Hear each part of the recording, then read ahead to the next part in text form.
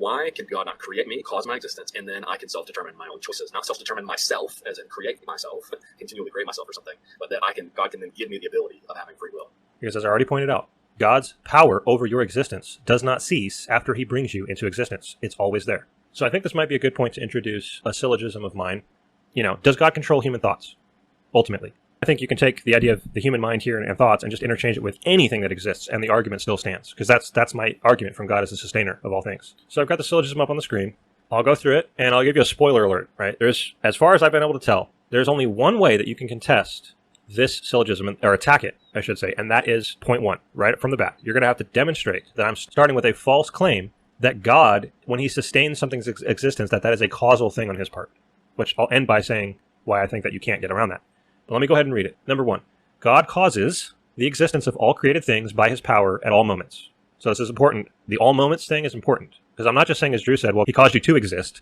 I'm saying that God, this is my understanding of a verse like Hebrews 1:3 that says that God upholds the universe by the word of his power, and it's always true.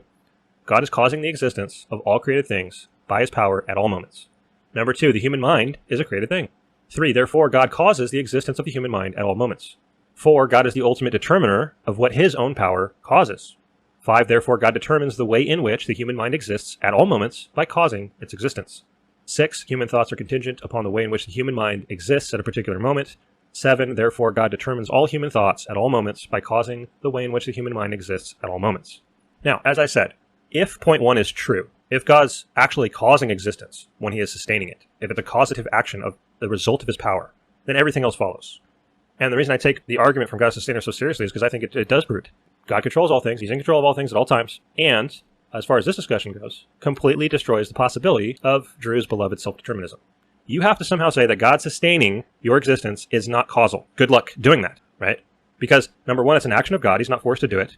And it is directly related to his power, right? You have to show that his power upholding existence isn't causal. And then number 3, I just asked, what happens if God stops sustaining your existence by his power? You cease to exist, right?